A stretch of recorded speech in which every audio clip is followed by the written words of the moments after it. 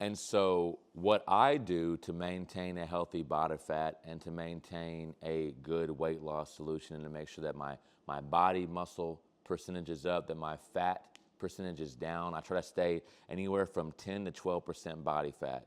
And how I do that is I usually intermittent fast a lot. So I've done this for years religiously, and I used to do it religiously every single day. But an easy way for you to do that and how I do it is I stop eating at 8 and then eat at 8 p.m. and then I eat again at noon, because it's much easier for you to fast when you go from sleeping into a fast. It's very, very easy. It's very, very beneficial. Fasting is very, very well studied to increase longevity. Now, I also believe that there's times where you should break your fast before noon if you're just ravenously hungry.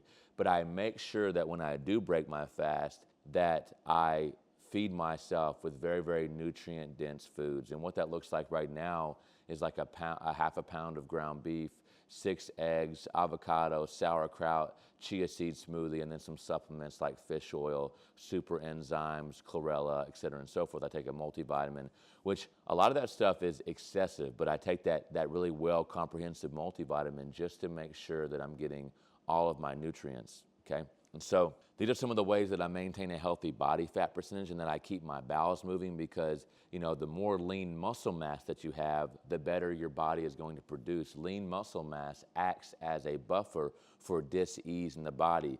Lean muscle mass your body will use to regulate blood sugar, which is really the creme de la creme of inflammation.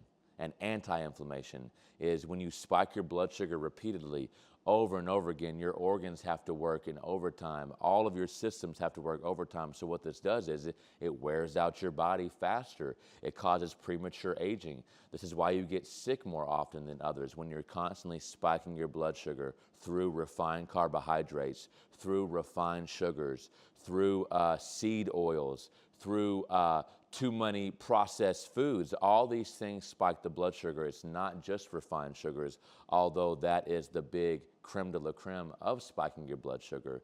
And so when you have more lean muscle mass, even if you did eat a lot of refined sugar and you had a high muscle to fat percentage ratio, then you would actually do way better, because your body would begin to use your lean muscle mass to buffer the blood sugar spikes in your body. So your body would be able to use the lean muscle mass that you have. So fat loss is not hard. Losing weight is not hard. It's simple math. It is simple thermodynamics. That increase of metabolism is the key to everything, and that lean muscle mass requires an increase of metabolism. So if you increase your lean muscle mass, your metabolism will naturally accelerate. People who say that it's hard for them to lose weight are just making excuses, because they can't find the time to carve out these habits.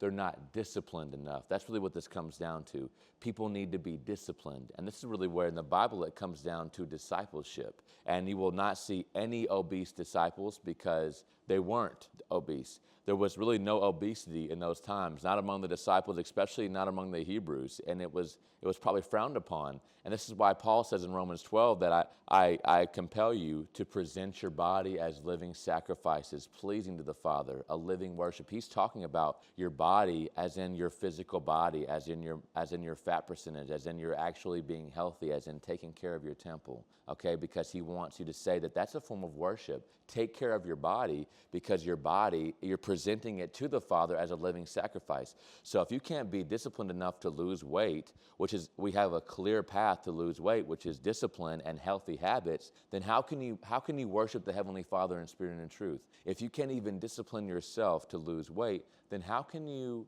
discipline yourself to speak to me in a pulpit? Like, how can you speak to me about the deeper truths of the Spirit when you can't even do the simple truths of losing weight in your body? And so, yes, it's harder for others, but we can't sugarcoat it anymore, because in reality, it is all about your discipline or lack of. So people are just lazy and they lack discipline. They've been programming, but also there's a compassion aspect, because my people perish for lack of knowledge.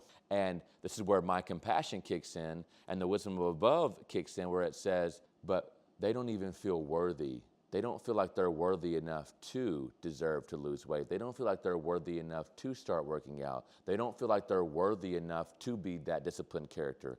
And that's what people have to understand. That's where the compassion comes in. So I do have compassion, but that compassion only goes to the point of being kind and gentle, to the point of when you find out and a mentor does come to you and you do learn how to lose weight and you do understand that it's about your habits and you do understand that you're being lazy, then it's on you, and now it's becoming a sin, and now you are living in sin and you are living as a sinner, which means you're just missing the mark, which of course is only for your detriment. It'll just bring curses to you. It'll continue to rob you of your joy. It won't send you to hell because that's a misnomer in the first place, but it will cause you to suffer, and suffering is like hell, the separation of God. It will cause you to be depressed. It will cause you shame.